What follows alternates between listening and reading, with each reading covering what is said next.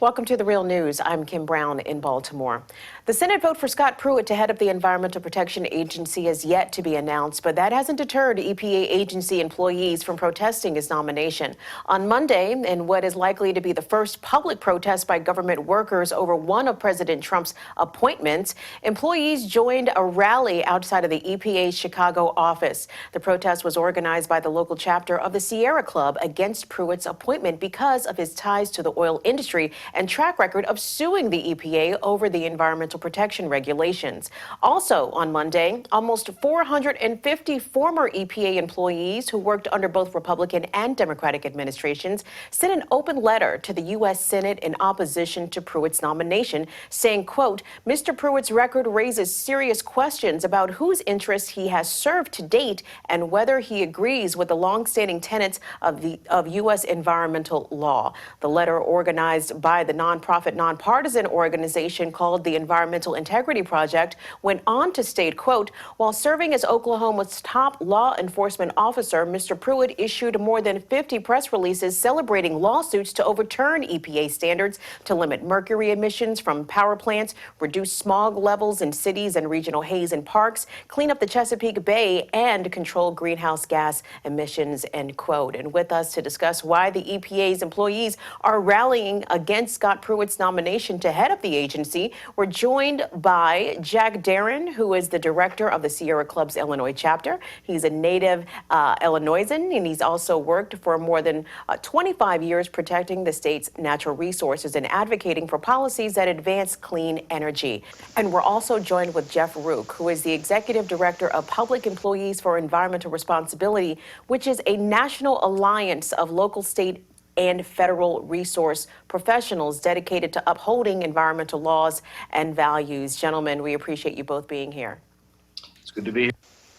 So, Jeff, let's start with you, because literally hundreds of former employees have sent a letter protesting Scott Pruitt's nomination, and then current EPA employees joined the protest at the EPA's office in Chicago on their lunch hour. And also, as I understand, Parks employees were tweeting en masse about climate change, as all mention has been removed from the White House website and changes have been made to the EPA's website on the link to human activity. So have we seen anything like this before in terms of public employees speaking out on climate change? Well, we've seen employees speak out on climate change, but we haven't seen employees go public, even on their own time, to oppose a presidential nominee. And certainly there's a feeling among the employees that I talk to is that those employees are taking a career risk. They're basically being marked for termination by taking a public stand. But many figure that they're already marked for termination, so they have nothing left to lose. And we're only in week 3 of the administration. Indeed, and there's talk also that Pruitt would dismantle the EPA from the inside. So beyond the risk of their jobs being cut, why are the current EPA workers so concerned about the very real possibility of Scott Pruitt heading up their agency? Well, Mr. Pruitt's made pretty clear what he's against, but he hasn't articulated at all what he's for. And so there are a lot of functions that EPA performs. It's not clear that in the Trump administration, what, if any of those, will remain. And there are all sorts of rumors, which may or may not have bases, that basically the program would be largely gutted and devolved back to the states. And Jeff, many of those who signed the open letter to the Senate, who are now retired EPA employees, served for decades under both Republican and Democratic presidents. So is Trump setting a new low for environmental protection represented by his choice of cabinet appointments, in your opinion? Well, I'm not sure whether it's high or low. It's certainly different. As one employee explained to me when we asked about the future of his program, he said, I have no idea. We're in the clown car to crazy town. So that's where we are. We're in the clown car to crazy town. Sounds about right. So, Jack, let's turn it over to you. Were you surprised at all that EPA employees, presumably at risk of losing their jobs, came out and joined the rally in Chicago? Well, I'd echo what Jeff said. This is a first. And these are people that are not, don't seek out controversy or the limelight. These are scientists, public health professionals, engineers, people that do very important work, but they usually toil mostly in anonymity. And so for them to take a public stand for this, these are people who are trained and experienced at recognizing threats. And I think that's what they perceive right now. And that should be very alarming to all of us who depend for the air we breathe and the water we drink on the work that they do. You know, climate change denier Republican Alabama Representative Gary Palmer has proposed a bill to amend the Clean Air Act so that, quote, the term air pollutant does not include carbon dioxide, water vapor, methane, nitrous oxide, hydrofluorocarbons, perfluorocarbons, or sulfur hexafluoride. Now, he's called this, quote, Stopping EPA Overreach Act of 2017. This is House Bill H.R. 637. It would amend the Clean Air Act so that the term, so all these same terms are not included in that. So the bill has already racked up 114 Republican co-sponsors. So talk about the role that the EPA plays in protecting clean air and clean water, and what sort of country would we be living in if the EPA was undermined doing this work? Well, first of all, politicians who are doing the work of the oil and the coal industries and the polluters, they can diminish science and try to legislate some sort of alternative scientific facts if they want to, but unfortunately, it doesn't change the science, obviously.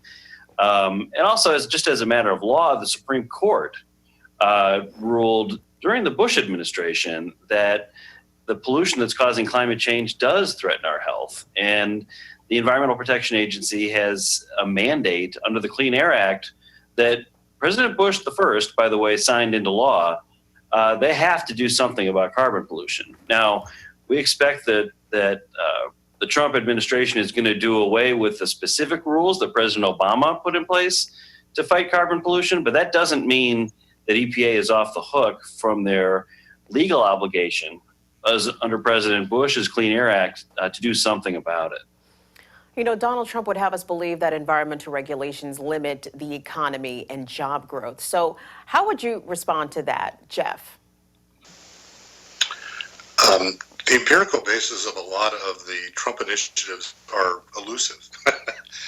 And certainly, for example, his call for kind of a regulatory freeze, the 2-for-1, the two regulations must be eliminated for one to be adopted, is not supported by any examples of a single necessary regulation. So you would think if you wanted to do that, you'd have hundreds of examples, but we haven't heard one. The idea is to basically take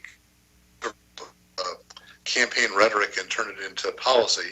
And it's also largely meaningless in the sense that nobody expects the Trump administration to develop a single environmental or public health regulation. The regulatory machinery of the federal government, in essence, has been shelved. Jack, what are your thoughts about what Donald Trump says in terms of regulation stifling the economy and job growth? Is that what's your take on that? Anyone who's serious about creating jobs in America is going to be a big supporter of investing in environmental infrastructure, in putting men and women to work, doing things like securing a safe drinking water supply. You know, the tragedy that we saw in Flint last year and that is happening in cities across the country because of our failure to enforce safe drinking water standards, because of our failure to invest in clean water infrastructure. This is not only immoral and an injustice to the people, particularly the children who are being permanently harmed by pollution, but it's also missing a tremendous opportunity to put our skilled workers to work protecting our public health. You know, the movement to turn away from dirty sources of energy and reduce carbon pollution has already begun to work, and we face this moment of potentially turning back at a time when more Americans are working in clean energy, in clean water, in environmental technologies, working good jobs in these fields that cannot be exported than ever before. And we have so much more room for growth in those industries. If only we stay the course, let the professionals at the EPA do their job, we'll be healthier for it, we'll actually have a stronger economy as well. Jeff, I understand that your organization is also providing support to government scientists who are coming under attack. So tell us about that. Well, that's what we do. We're a service organization for people that work in these agencies at the state, local, and federal level. And we operate sort of as a shelter for battered staff. We do a lot of whistleblower protection. We've represented a number of scientists. We've helped push stronger scientific integrity policies in these agencies. And so a large part of the upcoming tension about not only EPA but these other agencies is the extent to which a regime of alternative facts will dictate what comes out of these government agencies versus the actual technical work that goes on by all these specialists. And so we expect to be busy. And among other things, we're developing a program that will be representing employees that are facing layoffs, federal employees, through a process called reduction in force. So we're anticipating there will be substantial cutbacks later this fiscal year. So, Jack, what can the public do to push back as the Trump administration and Republican-dominated Congress removes environmental protections one by one? Well, so the first thing we need to do is we need to stand up and say that Scott Pruitt, who has made a career out of attacking the EPA, is unfit to lead the EPA. The Senate has not yet taken up this confirmation. They are expected to do that during the month of February, and so I would encourage you and everyone to reach out and demand that the Senate vote no on Scott Pruitt. But fact is, regardless of who the new leader of the EPA is going to be, the agency is going to come under attack. It's going to come under attack from voices in the administration that are going to question the value of science, that are going to propose, we expect, decimating budget cuts. Already has come under attack from members of Congress. We need to tell our leaders that clean air and clean water, of course, are important to us, but we cannot take them for granted anymore. And we need to reject these and other attacks on the agency. And when the agency that's looking out for us, when those career professionals stand up and say they're worried and something's wrong, we need to stand with them. That's what we did yesterday in Chicago, and we'll be doing across the country. Indeed. That's Jack Darin. He is the director of the Sierra Club's Illinois chapter. A native Illinoisan, he's been working for more than 25 years protecting the state's natural resources. And we've also been joined with Jeff Ruch, who is the executive director of Public Employees for Environmental Responsibility, which is a national alliance of local and state and federal resource professionals dedicated to upholding environmental laws and values. Gentlemen, we want to thank you both for sharing your takes with us. Thank you so much. Thank you. And thanks for watching the Real News Network.